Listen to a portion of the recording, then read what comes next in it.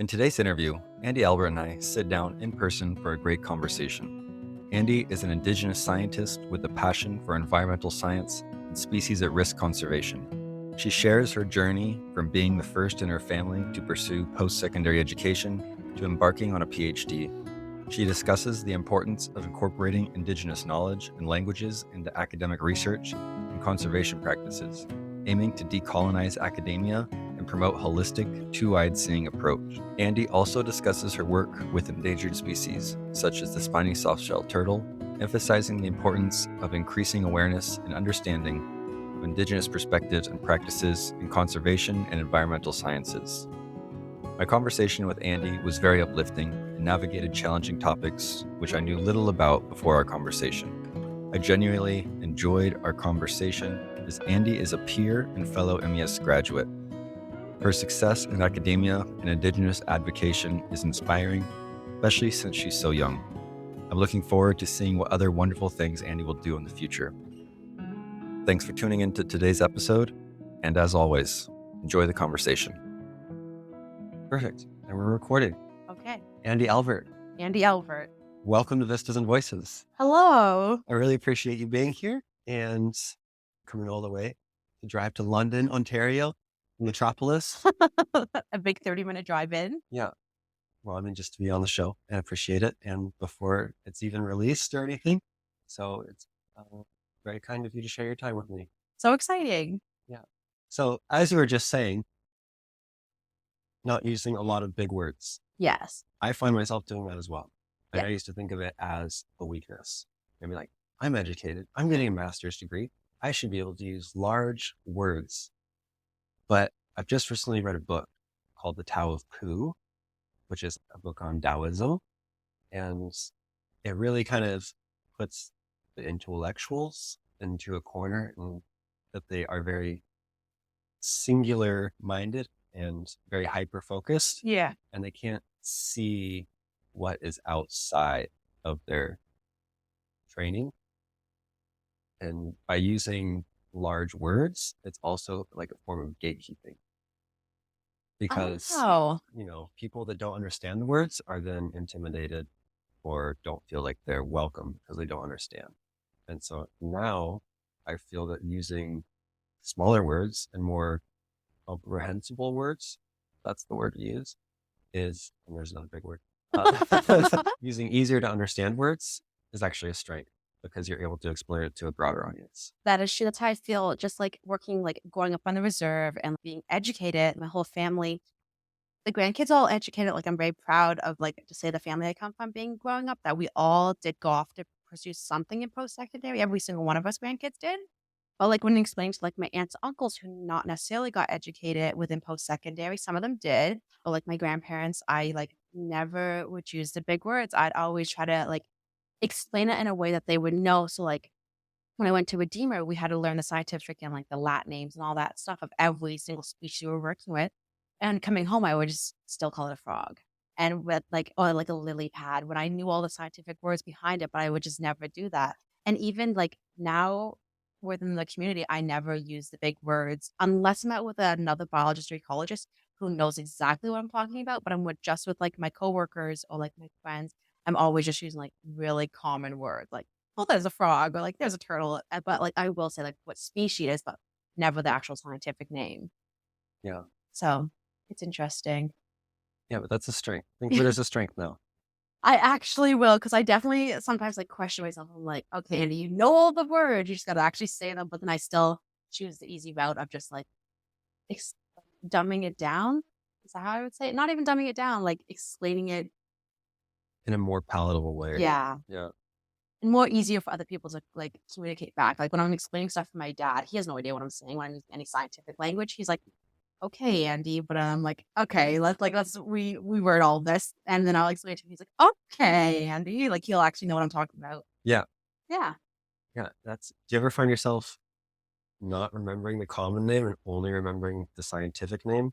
And then someone asks you what it is, and you're like, oh no, I don't know the genus and species. All the time with plants. And I'm like, Yeah. I actually don't know what that is, especially the spring plants, because I only know the scientific names for it. And then somebody will ask me, I'm like, I actually have no idea. Yeah. So Yeah, that one trips me up quite a bit. The Curse of the Dendrologist. Yeah. Yeah. Uh, so you are starting a PhD I am. at Guelph. I am. I just started in January. Okay. Month in. Congratulations. Thank you. Yes. And it sounds like you already have a very heavy reading list. I do. I Yeah. have 5 books this month to read, and last month there was 30 scientific papers. Okay. Yeah. What books do you have to read this month? I actually don't remember all of them, but Waiting Sweetgrass, Weaving Sweetgrass is Waiting at the, Sweetgrass? yeah, I always forget what it's called. It's at the top of my list, which I've read before, but she recommended the audiobook this time and to listen to that very thoroughly this time and to like make my notes off that. So that's what I'm going to be doing this like upcoming week. Okay. Yeah. When was the last time you took notes on a book? Ooh. Honestly, I don't even remember when the last time I actually took notes on a book. Like everything that I always take notes off is like a scientific paper, especially like from MES was all scientific papers. So a book is going to be interesting this time. But I'm also kind of just looking more for the perspective from the book, the way the book is. So because in my PhD, I'm doing a lot of like weaving, like doing a lot of two-eyed seeing. So I'm kind of trying to master the component of two-eyed seeing and trying to decolonize myself, even though like I did grow up First Nations and stuff like that. I still have like a colonized mindset when it comes to academia because that's the way we are taught. So I also myself still have to go back and like back to my roots and back to like learning things in like a more holistic or like indigenous traditional way. So that I think that's the goal for what she's given to me when reading these next coming books. Awesome. Yeah. I'm excited to hear what you gain from that. It's interesting, Excited yeah. to view it from that lens. And it's really cool to like it's like I grew up like very traditional. Like my dad is like pretty traditional. My mom grew up the religious side, being First Nation. So it's kind of interesting to see like in the academia world, how I bring it back traditional. And I did go to Redeemer University. And so that's a private Christian university. So I also got the religious side of things, which also like really played a role into like my indigenous side. So it's like kind of like going back and like decolonization, all of that. So like it's hard. It's quite the world. Did you, at Redeemer, when you, I guess, dipped your foot into like the Christian school, did you feel that like you had pull away from it afterwards? Or like, were you like, no, this is weird or different than what you were used to? So let me just go back a little bit. Yeah. So I started at chemical laboratory technology, right? Hated the program. Absolutely hated the program. I was there in Windsor to play soccer. Like I was on the hockey team for 4 years. Played varsity. Loved every minute. Didn't actually love chemical laboratory technology, but in that program, I took 2 environmental science courses, which I loved. And so finishing that, I was trying to find a job, but also kind of not really knowing what I wanted to do. So I brought up to my parents, can I go back to school? My parents, yeah, sure. So I applied to multiple places. My grandfather was in the hospital, and this was just before he passed away. I got accepted at Redeemer for environmental science, Western for, I actually don't know, but it was an environmental science. I didn't apply to Western for environmental science, well for environmental science, and McMaster, I think it was for social service. I actually don't remember, but definitely not something that I really, I don't know. I was kind of just like feeling it out. I knew I loved being outside, but I didn't know what I could actually do with environmental science at that time. So I took everything to my grandpa in the hospital, all my acceptance letters, and he was in the hospital. And I'm like, Grandpa, what do I do? And at this moment, I was really struggling with my faith necessarily because I did grow up religious to also going to church every Sunday. And so I asked my grandpa, what do I do? He didn't really know the different universes, but like he read the Redeemer pamphlet and he was like, you going to Redeemer? And I'm like, that's kind of that. And I was like, okay, do you know that's a Christian school? He's like, yep, this is the path you're going to take. And like, he was like, you're going to go out there and be an environmental science and you're going to kill it. And I was like, okay, like that's, I guess. And he ended up passing away in 2019. So like my first, just before I started at Redeemer. So I kept with his wishes and I went to Redeemer and I just felt like he kind of guided my path and I had an amazing relationship with my grandpa. Like I truly looked up to him and loved him so much. So I didn't question my path at Redeemer, but going to Redeemer, you have to take Christian core classes. And that's when I kind of like was like, okay, this is a little bit intense for me, but I also like really helped me strengthen like my own personal relationship with God, which like is like my own self journey, just because like I am Indigenous and I have that traditional side, but I also am Christian, have that Christian side. So it's like my own journey that I have been walking this path and like trying to figure it out. And so going to Redeemer, I felt like helped me strengthen that path and helped me strengthen my relationship with God in that aspect. And working between like God and a creator, because like God's Christian, but like the creator is indigenous, and like trying to like weave that together. I feel like Redeemer kind of like helped me in the time where I need it at that time, especially like, losing my grandpa, starting university, and all of that. So I felt like in that moment that was exactly what I needed. And also in the Bible, it like calls you to care for the environment. It literally says to be stewards of the earth in multiple places within the Bible, especially in Genesis. And so being indigenous, as we know, within indigenous culture, you are called to be stewards of the earth too. Mother Nature's your mother. That's what you're supposed to do, is take care of the earth. And in the Bible also states that too. So it's kind of like reassuring to be walking this path and kind of figuring out both of them together. It's hard to explain, Yeah. but that's the best way I looked at it. So definitely a journey. So my 3 years at Redeemer, because I did my undergrad in 3 years there, learned a lot about myself, pushed my boundaries being indigenous, but also pushed my boundaries being Christian. So would recommend. Yeah. Okay. That's interesting. I always assumed that those were very opposite.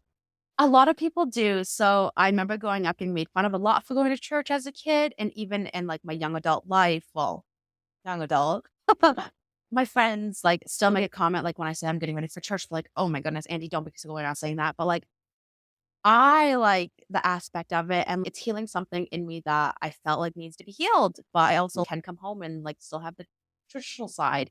So it's not for everybody, and I wouldn't recommend it to everybody, but it's something for me, and I enjoy it. And there is the connection between both worlds. It's just kind of like picking and choosing. But also being a Christian, reading the Bible, it's your own self journey. Yes, you can go to church, and yes, you can listen to your priest or minister or whatever. What I take away from it isn't going to be what you take away from it also. So there's always like that different aspect. And the church I go to is very like non-denominational, and he's very modern with the topics we talk about.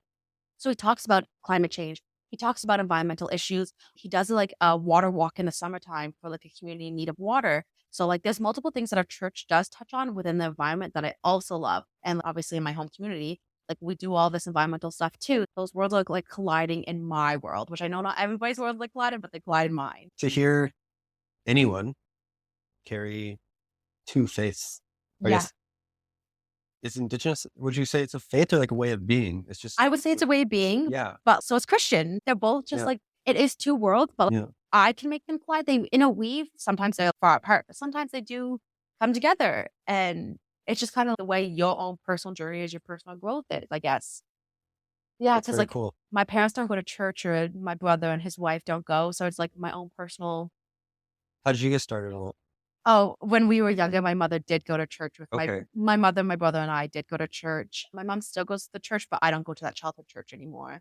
I moved on to the Christian faith, which I believe in a little bit more than what faith I grew up in. Okay. Yeah. Right on. Yeah. Hey, wow. I didn't, that was cool. So going back to your PhD program, Yes. can you explain what it is that you will be doing? Okay, let me pull it up. I always have to look at the title of what it actually says. So when I finished my master's at Western, I wasn't sure about my PhD. Like I wasn't something that I necessarily, I thought about it, but I also wasn't sure. I loved my job. My job is amazing. Like as species that was specialist running around the bush all day, I had my set schedule. I was really in a good path in routine at my job. I applied for this, a posting came up for this PhD at Guelph, and I applied and I didn't tell anybody. So the posting says PhD opportunity, and it's called Optimizing Community-Based Wildlife Monitoring, Prioritizing Indigenous Knowledge Systems and Values, which is exactly what I am driven to do within my MES program. I spoke on any Indigenous issues that came up, especially within consulting and stuff like that. So I saw this PhD opportunity and I was like, I'm gonna apply for it, not thinking I was going to get it, not even thinking I was going to get an interview. I thought this was a long shot. And then I got the interview, which was crazy. I personally feel like I killed the interview, which clearly I did. And then I got the PhD opportunity. So basically, it's just weaving Indigenous knowledge within Western methodologies within the fieldwork that they are doing up in Magnetawan First Nation. So I am going to be doing like setting camera traps and monitoring biodiversity within medium to large mammals. So, like moose and wolves and bears. And then I'm also going to do a lot of land based learning. So, like, just that's weaving the two-eyed seeing kind of in there. Small mammal traps, and you have 4 chapters in a PhD. What is my fourth one? I'm blanking right now, but I'm trying to make it fish ecology. I'm trying to study fish up there, which would be very ideal. And I know Magneton has a gap in fish knowledge, so that's what I would like to do, but that's not necessarily what we have agreed on just yet. Yeah. But we never know; it might change in the future. So Okay. Well, it sounds like a handful, yes, to say the least. And that's why PhD is 4 years. yes, or 4 years. Yeah. So do you think you'll spend a year on each chapter, or will you spend each summer doing a quarter of the time doing each? So with the camera traps, and I'm actually taking that over from a master's student who was working on my supervisor for the past 2 years. So she got the camera traps set, got the mapping done, the gridding done, and had them set up now. So now I'm going to be wrapping that up a little bit more, putting a couple more camera traps out there and like really starting to like monitor the biodiversity up there. But so that's already set. And we basically only take the data out of that once a year. Like this camera stay up for a full year and the SD card just takes continuous pictures of it. So that's kind of like easier to go into because like I went up there the week before and we put in some new SD cards into I think we got to 5 cameras up there, which is a hassle because the snow is crazy. But I think I'll be working. I don't actually know. I think like this. Oh, I'm doing bird monitoring. That's what else I'm doing. Oh, yeah. Okay. Yes. So my plan is to get the bird acoustic reading units out before March, before the migratory birds come through. So I'm just putting everything out and then it's kind of like a waiting game. Like the camera traps, I just gotta let them do their things. The acoustic reading units, I just put them out, let them do their thing for the next half year. Then I'll go get them all. But the trapping, obviously, I'll be out there like daily doing that in the summertime. So I think I'll be working on each thing like Okay. as it comes, I guess. Yeah. So it's like a giant biological swab. Yes. So Essentially. really just monitoring the biodiversity up there and kind of like making the methodologies a little bit more holistic, I guess you could say, and weaving two-eyed knowledge in there somehow because the methodologies they have isn't from like their First Nation didn't make them. They actually got them from another university or well, from University of Guelph, I would assume. I actually don't know where they got the methodologies. I only know for the camera traps that was from University of Guelph. Okay. Yeah. And you've touched on two-eyed seeing a couple times. Yes. So could you explain that? Because I've also could you touch on it for the greater for the audience to help understand what it is? Because I've tried to, or I have done some research, and so I have a very general idea of this, but it's very new to me. And I would consider myself someone that knows at least something about the outdoors, maybe not a ton. Not necessarily in the outdoors, but like academia and conservation and resources. And could you touch on it? So Dr. Evan Marshall coined the term. Him and his wife coined that term. And I feel like I've kind of always been doing two-eyed seeing throughout my entire young adult career, I guess. So it's just weaving the Western methodologies and knowing that the holistic indigenous traditions also play a role into that. So such a hard question. How do I want to answer this still? I want to give an example, but I can't think of a good example right now. My brain isn't braining now that you asked that. That's okay. We'll get back to it. Yeah. Because it's a really interesting concept to me because it is coming from like Western management, I think is very, reductionist approach, so there's like one thing and there's one cause and there's this, and then they don't really like, take a step back and view the whole ecosystem as an ecosystem. They view it as it's like a per species basis, where from my understanding, taking two-eyed seeing is not two-eyed seeing, but like coming from it from a holistic perspective, then you're able to see the ecosystem or the web and how they interrelate. And then and it's not to say that either of those is wrong or right, because they each have their strengths. And so it'll be neat to see you really tie those together, Yeah. right? The kind of example I kind of like always like talk about is within consulting. So the consultants come in and they within Ontario always on First Nations traditional treaty territory. Anywhere within Ontario, you are on someone's traditional territory. And so doing that, like this is the way that I always describe it. You have to, when they're consulting on that, say they're consulting within a project that just outside of London, that's Chippewas of the Thames Treaty Traditional Territory, they have to consult with Indigenous, like our community, to also have a say in that. And they have to, like I kind of said, with like working with non-Indigenous groups, they go out there and they have to go find 50 turtle species in not one day. They need to get that like that marker, 50 turtles. But like, within my job and having an elder as my director, like my boss, and his goal is never to hit 50 turtles in one day. He could care less if we even see one turtle, if that's what we're going out to do. His goal is for us to go out there and really appreciate being out there and also like taking in the biodiversity that is out there.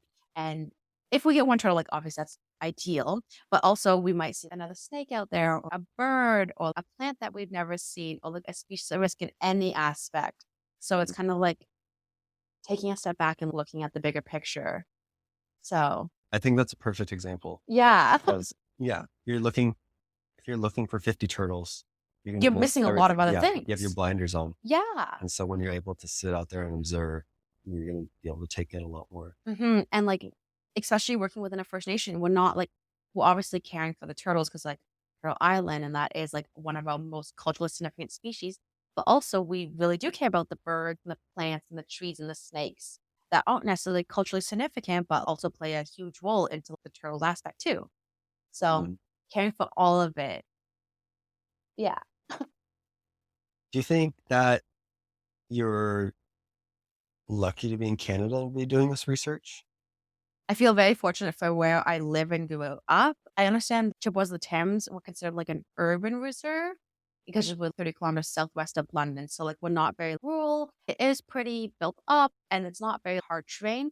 But also we do have a lot of species at risk just outside of Toronto, outside of London. And we do have the spiny softshells, for instance, only along the Thames River in certain areas. And we have a whole like nesting spot within our area, and then we also have a couple gestation spots for the Asian hognose snake, which is also very fortunate. So that is another species at risk. So very fortunate for where I live within Ontario for the species that we do have. But now with my PhD being up in Magneton First Nation, I'm super excited to get to work with moose or like bears and the birds up there because everything's a little bit different. So it's just a learning curve, but I'm also like, who would want to work with a moose? Yeah, Yeah.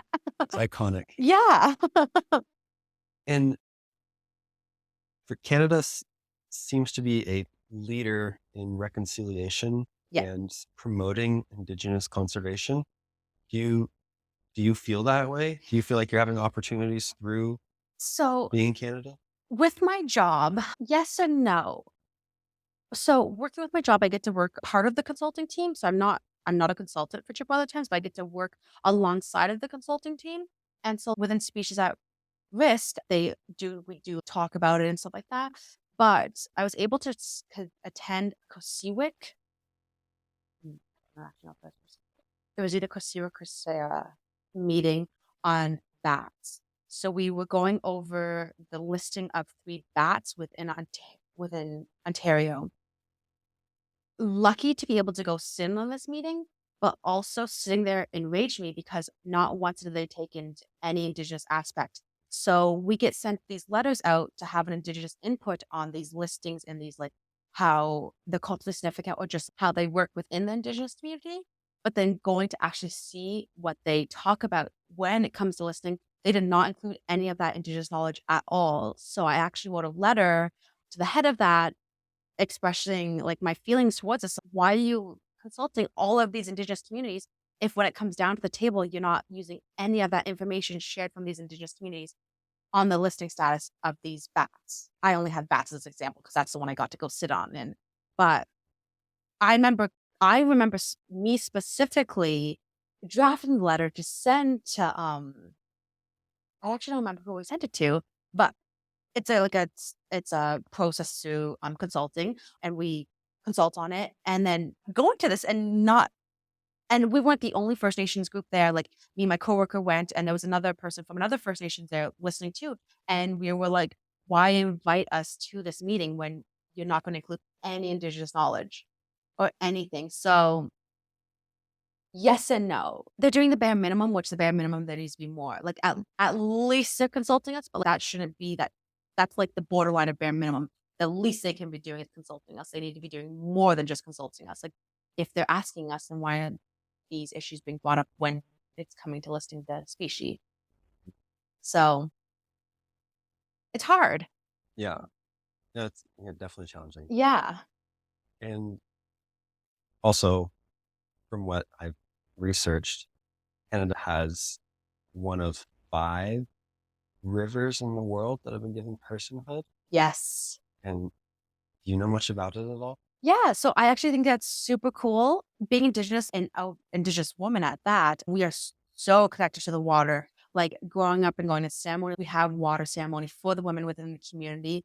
And I'm pretty sure I can only speak on to like Chippewas of the Thames, but we have like the water ceremony that happens once a year, sometimes twice a year. And it's just like, kind of like connecting you back to your roots. And we kind of did talk about it in London to give the Thames River personhood. I don't know where we've gotten with that, but I know that is talks of giving the Thames River that personhood too. So I do think it is nice. But it's just like a gesture. Yeah. Yeah. Like there could be more done to it too. Mm-hmm. But like at the same time, like giving it personhood is amazing. And at least they're doing that. Mm-hmm. Yeah. Yeah.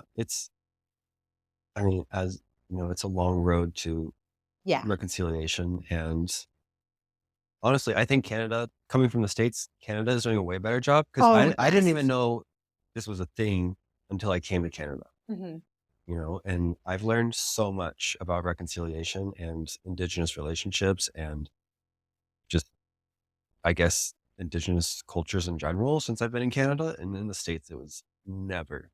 And especially working within the environment, because like I said, everywhere within, especially with Ontario, I can't say this for like the up north provinces, but everywhere in Ontario, anything you do within the environment, you will be working with an Indigenous community at some point in time, just because like everything that they're doing is on traditional treaty territory. So like it is extremely important within the environmental world that you're working with Indigenous partnerships, Mm-hmm. which like, and we have an amazing, like for Chippewas of the Thames, we work so well with like Upper Thames Conservation Area, Lower Thames, Thames Talbot Land Trust. Like we have amazing partnerships with all these different environmental groups, and like Birds Canada, we have an amazing relationship with.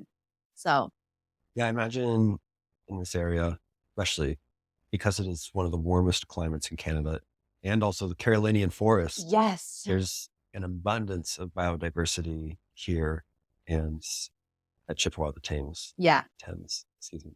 either one works. Yeah. And have you done research within Chippewa, the Thames, and then outside of it, and have found a difference in biodiversity at all? Oh, yes. Crazy difference. Because, like, just even going up to Magneto to start my PhD, the difference in biodiversity, like, we have, like, way more trees here. We have way more plants. But then also at the same time, they have, like, a lot wider turtle species than we have down here. Like, we have, like, just a lot of common turtle species. But we do have the spiny softshell, which they don't have up there. So, like, it's, like, a difference. But definitely enjoy my Southern Ontario species more than, like, up there species. Yeah. And it's also because I know them. True. Yeah. You're way more comfortable. Yeah, and just, like, learning the different plants and trees and stuff is definitely well, I don't know my trees, like, at all. It's, like, my downfall. The trees just do not stick with me at all. Like, you could ask me what tree that is, I'm like, "I have no idea." So It's all right. I love trees. Animals, I don't know.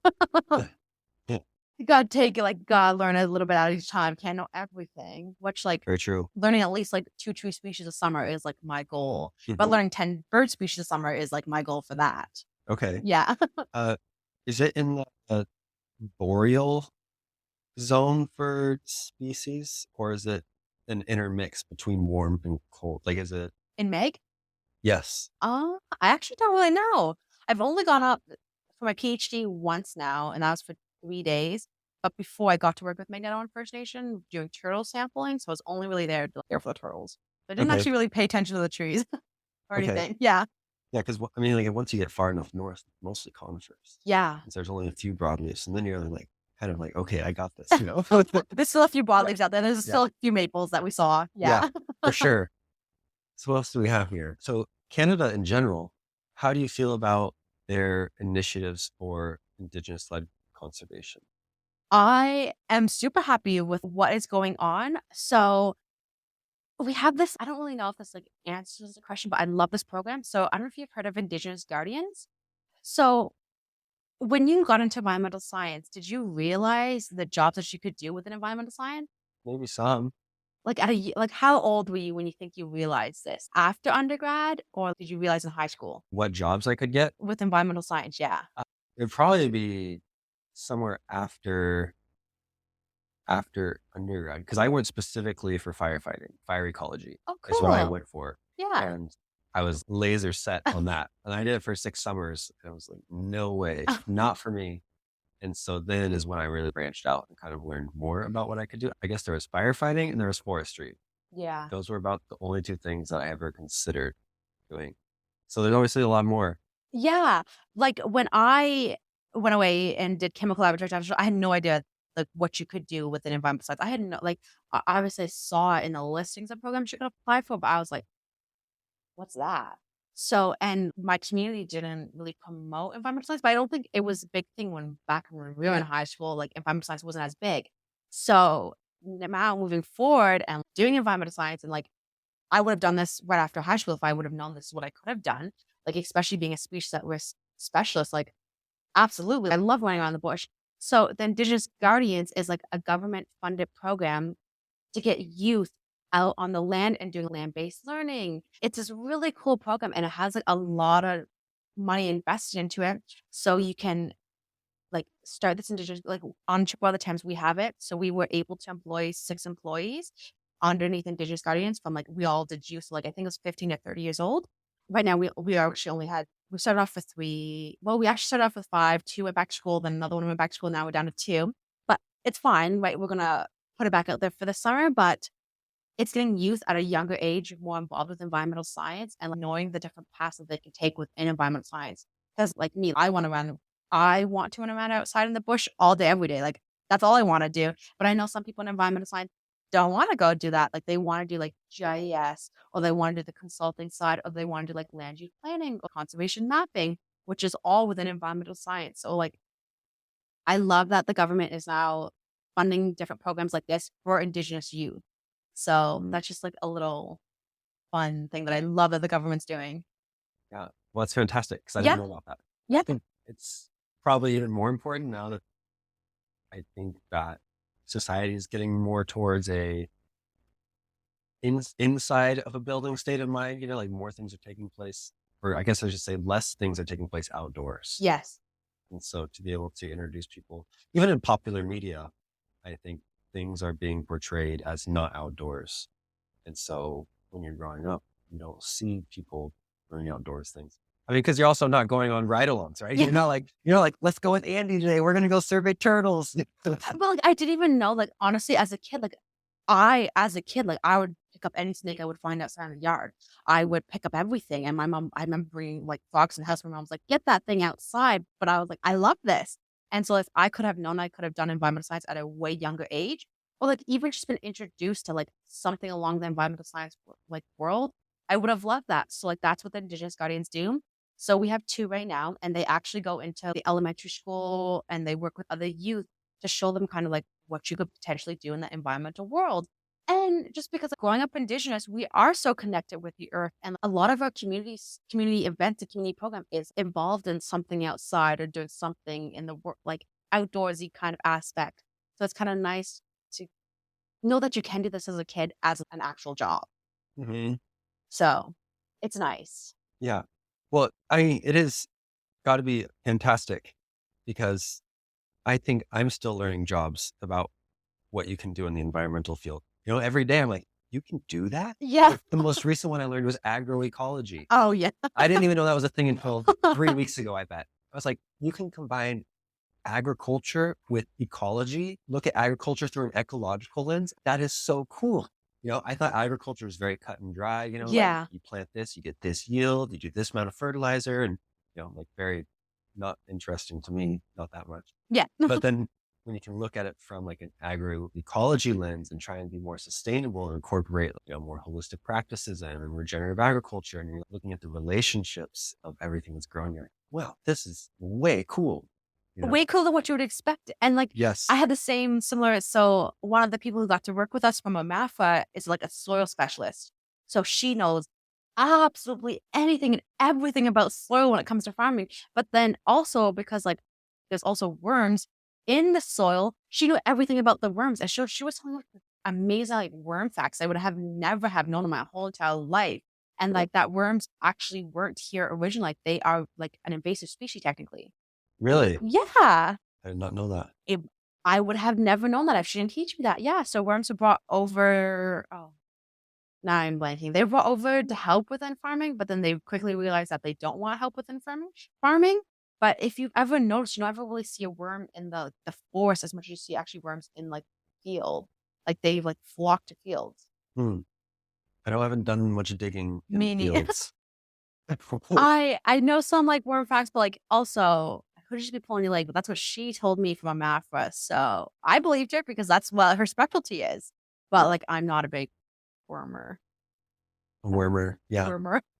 Maybe Not a one of wormer. the two, they're exclusive. Yeah. Yeah. Yeah. And soil is another thing that's, like you never think of. I think soil is up and coming. I mean, it's also a very old thing to study, but I don't think we know a lot about soil. And yet it's the foundation of everything. It's the Every single foundation of thing. society and the world as we know it. Yeah. And I don't think we know enough about it.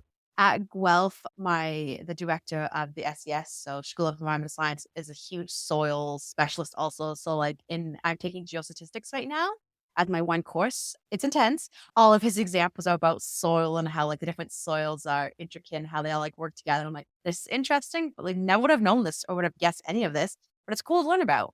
Mm-hmm. Have you ever dug a soil pit?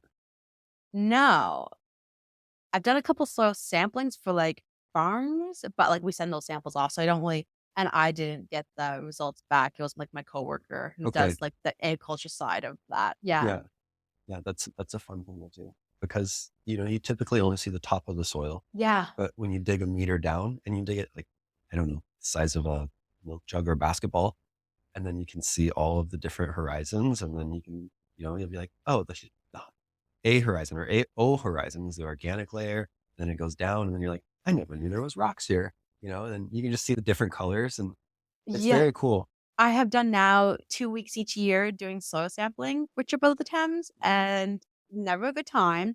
I don't even know the tool that you use technically. I don't even know what it's called, but you like stomp on it and it like takes like a core out and Yeah. like we have to do like multiple cores. It takes forever.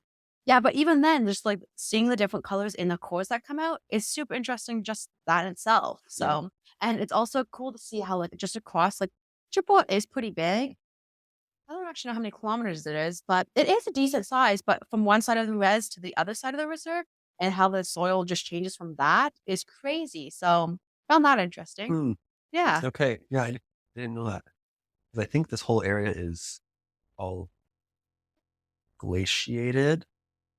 I went on a field trip with James Talbot and it was how the glaciers push the soil together. And so actually the rock bed is actually 200 feet below us and there's tons of soil. I would have never known that either. I've lived here my whole life. Yeah. Because the Thames kind of flows through, if you look at it from an aerial view and just like a topographic map, it looks like it's been pushed together. And so there was two glaciers that came down and then where that they pushed the mountains together is where the Thames flows out of, which is like, So cool. I'm Yeah. actually gonna have to look up that. yeah, yeah, it was really cool. Yeah. That's why I volunteered. You gotta learn cool little things like that.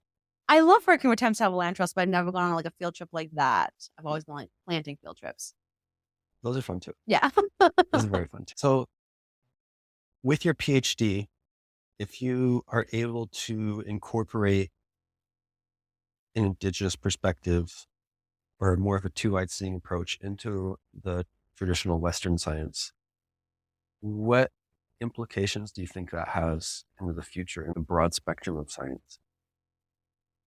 So I think, well, at like definitely a changing point. I don't. Oh, your light is on. So, well, at a changing point, I was like, I don't see it, but now I do. Well, at a changing point right now, I feel like so. I'm out of the WISE lab, is what the lab that I'm working out of Guelph is called. So there's 11 of us, and somebody else is just presenting their PhD, just about to do their defense. And then so they're talking basically kind of what I'm doing, but more like policy way, like a Hmm. policy standpoint of it, not necessarily so much field work. She really dug into the policy, and I only heard her talk about her project once, but just seeing how when she started 4 years ago to the change in language, the change in policy, to the change in, like, when I say language, the terminology that is now used. So CKS was what it was, because so community knowledge systems was what the terminology was used 4 years ago, but then now we're at culturally significant species. So it's just seeing the shift in terminology already being used. So for 4 years ago when she started, and she was talking about how much has changed in those 4 years, and me starting at this point where I'm very passionate about being an advocate for First Nations and being an advocate for First Nations in the environment and being an advocate for the environment, I hope to see a lot more change happen at the end of my 4 years. And also just kind of like educating people on anything about the environment, especially like the indigenous aspect of things, or just giving that indigenous viewpoint and the holisticness of everything and how everything interconnects. That's what I personally love doing. So that's kind of like my goal, but then also incorporating the language, like the Ojibwe language, as much as possible. So I get to work with a language keeper from Wik-Wemikon, so Wiki First Nation, and include as much Ojibwe language as possible within my PhD, which I'm also super looking forward to do because language is also being lost, but also so is a lot of traditional stories about the environment being lost.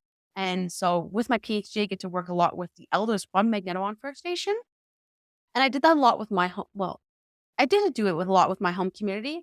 And so just like keeping that knowledge that they have and then also writing it down so like it's not lost and keeping that knowledge going. And even if they say I can't include it in my PhD, but as long as I'm sharing it with more of the community members, it's like I have an amazing opportunity to like interview all the community members and get to work alongside the elders and youth and see how everybody's different viewpoints are. So I think we're on the right path of change personally, but some of the policies that are coming out now are a little bit stopping the change. What bill was it? Bill C-34, C-30. I don't know if you've heard about this one. Uh, They had to, okay, could have completely worded that one wrong. They want to take out environmental assessments out of, or consulting Indigenous peoples out of, what is it? Bill. It doesn't sound surprising though, Yeah, unfortunately. that's not C-35. That's the one in education. That one is also just came out. Ah, not C-35. What bill is it? It's they want to take out environmental assessments out of the beginning environmental act. So like they can go out and just kind of like do a quick assessment and be like, oh no, we don't need it, and throw that whole assessment out. So there's certain things like that to get the process for building buildings quicker. Mhm. So when you take out that whole environmental assessment, that's crazy to me. Like you need that first environmental assessment. Like what if you're building in a floodplain? How would they know? But so they're trying to take that out or make it so the builders are easier to build. So there's certain things that like always pop up like in that aspect where it's like, okay, we're doing so much, but then we're also taking we take 2 steps forward, but we also take 1 step back at the exact same time. But I feel like that's just life. So like Yeah. and within now we have a lot more indigenous environmental advocates or activists stepping up now and caring for the world a lot more. We know that the indigenous holisticness needs to come out a lot more within the environmental and world, and we do see that, especially within the MES program. Mhm. I know I talked to MES programs, a couple students who were here like 3, 4 years ago, and nothing was talked about indigenous. There was no indigenous component, and then now you have Pamela Dockstader here, and she includes a whole entire indigenous component. And like in my class last year, I also included a whole indigenous component onto Yeah. everything. I felt it was my calling to speak up in class Yeah. multiple times, and I felt a little out of place and that it wasn't my place to speak up. At the same time, I felt the need to, the calling to, so I did speak up, and that's where I kinda got with the Pams. Yeah. No, Yeah, I think that's awesome. yeah, I if that answered your question. Kinda went around the boat. It's all right. We're all good. Let's get around the boat. Yeah, no, I think that's important because am glad to be learning about all this Indigenous stuff coming to Canada. I grew up in a county called Klickitat County, which is an Indigenous name. Yeah. Like where I was from there was, I forget the name of the waterfall because I've never seen it, because it got dammed and then it was soaked, but it was the traditional gathering ground for many Indigenous groups, and they would salmon fish there. And then they built Bonnyville Dam, and the waterfall has never been seen since. Yeah. And I grew up around a lot of, I guess, what I would consider petroglyphs or hieroglyphs. Petroglyphs. Hieroglyphs, I think, are Egyptian. Yeah, there's a lot of like petroglyphs. Like there was Indigenous culture all around, but no one talked about it. Yeah. And I always think it's fascinating to, I don't know, just with that way of life, like looking back at pictures, but it was never spoken of. Mm-hmm. Everything coming to Canada, it is spoken of, and I am happy to be learning about it, and to see that at least it's being mentioned and it's on the table and that there are movements being made. Yes. And I think that's really awesome to see. I think it's cool to see our generation, like it wasn't even speaked about when I was in elementary school. So I went to an off-reserve elementary school. I went on reserve for like a year or two, but my parents transferred us off. And it wasn't really, I was there were 3 First Nations in my class, elementary school, but my elementary school was like 15 minutes away from my reserve.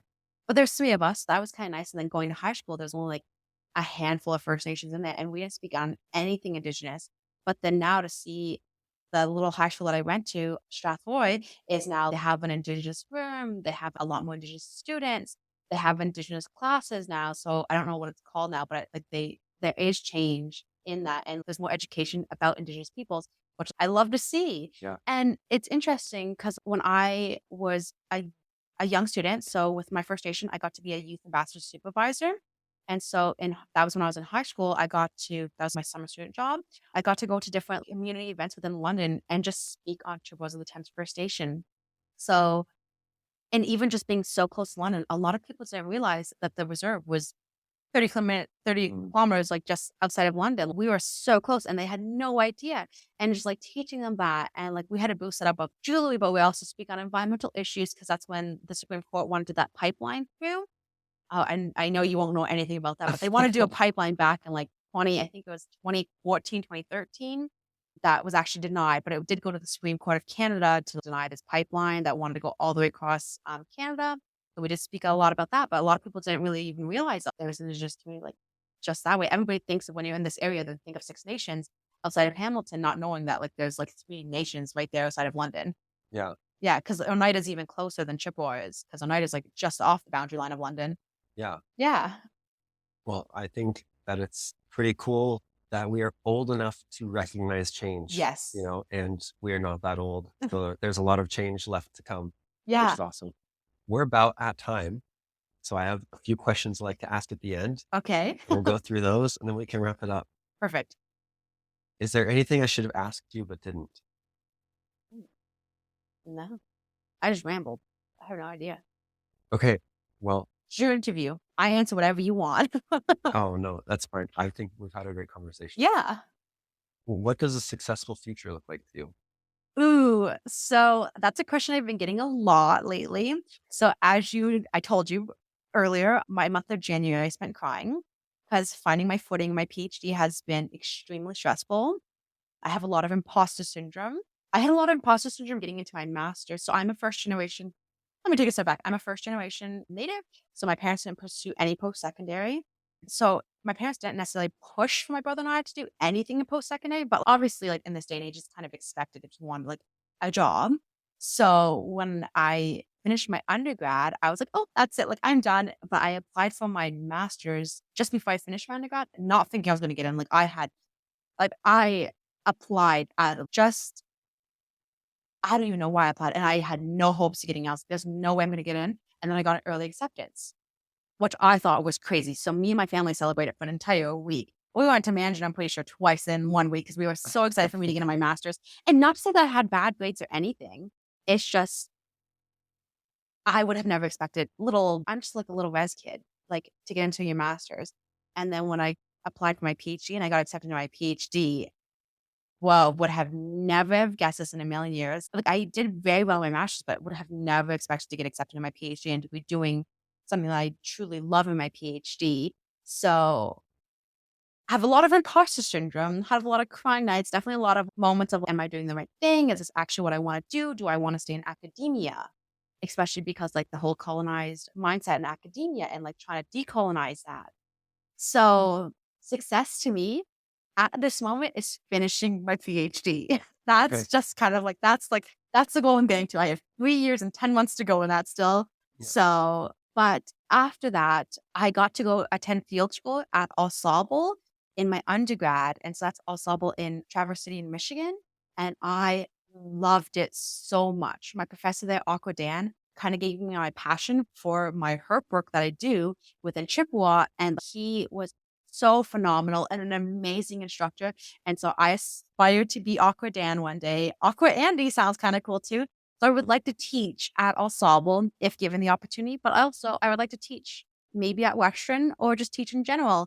So I definitely want to teach in the university world, but at the same time, teaching it anyway would be cool. So yeah, that's what I think my goal is. But if not, just going back to Chippewa, continuing my species at risk work, I'm sure after I'm done my PhD, I'll be able to branch the program out even more than what it already is. Yeah. So that's what success looks like, just finishing my PhD. Okay. Yeah. Well, you have a lot of passion, so Yes. that'd be awesome for you to share that with others as well. Yeah. What makes you hopeful? What makes me hopeful? Yeah. So so in my PhD, I don't know if I'll get to do as much species work as I got to with Chippewa, but for the past 2 summers, I got to work with spiny softshell turtles, which is a species at risk, so they are endangered, and they're only found within certain spots of the Thames River. So we got to work with Upper Thames Conservation Area, and we would go out and take the eggs, incubate them, and then bring them back.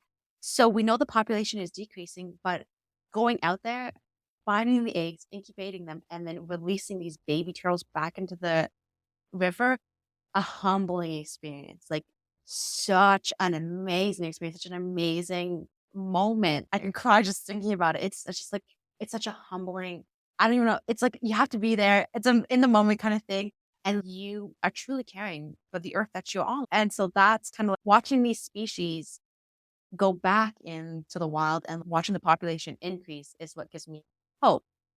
So also seeing these birds that we would never see. So we have a Prothonotary Warbler within Chippewa of the Thames, and they are extremely rare to find, but we have a nesting pair. And they actually had a baby this last summer, and we had eyes on the baby. Like we actually got video footage of the baby, which was super exciting to see these species that necessarily wouldn't still be here unless we were caring for the environment, that they are still here. So it's watching the species increase is what makes me hopeful, especially with the species that I care so deeply about. That's amazing. Yeah. That's really cool. I didn't know the populations were increasing. Well, Really like, for our area, I can't Yeah. say like over Yes. all of Ontario, but within our area, for the spiny softshells within like the stretch of Ontario Thames that we're on, they are increasing, and we do see a couple more turtles in their adult life than we are seeing from before. But also, they weren't really monitored as much as before, but as they are now. But it's nice to see they're increasing. Yeah. And also, it's nice to see the baby bird that is a species at risk. The Prothonotary Warbler, come on, that's rare. I'll have to share a picture of that. Yeah. I have not seen one. They're beautiful. Okay. And then are there any resources that you'd like to share with people where they can learn more, not only the topics we've covered today?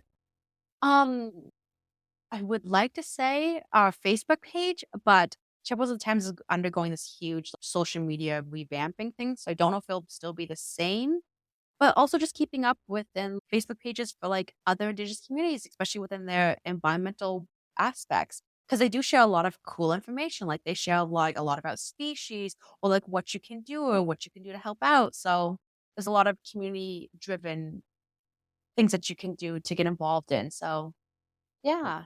And also just keeping yourself knowledgeable within the environmental advocate things, stuff like that. Yeah. Great. Thank Yeah. you so much. Thank you. And because you are such a species at risk person, the other day, someone asked if anyone knows what SAR is. And I shot my hand up. I said, search and rescue. No. Oh. You know what? They're both acronyms, so. I thought you would enjoy that. Yeah. All right. Thank you so much, Andie. Thank Appreciate you. Thank you for learning with me today and dedicating your time listening to Vistas and Voices. Time is our most valuable asset, and I'm grateful that you chose to share some of yours with me today. If today's episode struck a chord with you, I'd be honored if you could share it with friends, family, or colleagues who you think would enjoy it too. Every share, particularly those made through personal recommendations, plays a significant role in nurturing our growing community. Furthermore, if you could take a moment to leave a review on Spotify, Apple Podcasts, or wherever you tune in, it would be immensely supportive. Your feedback is precious to me. It not only aids in enhancing our content, but it also helps others find our conversations. Please feel free to reach out to me via my website, www.thepursuitproject.org/contact, on Instagram @Tyler_Garwood, or on LinkedIn. Your thoughts, questions, and feedback are always greatly appreciated. Thank you so much for listening, and I look forward to our next episode, where I'll see you right here on Vistas and Voices.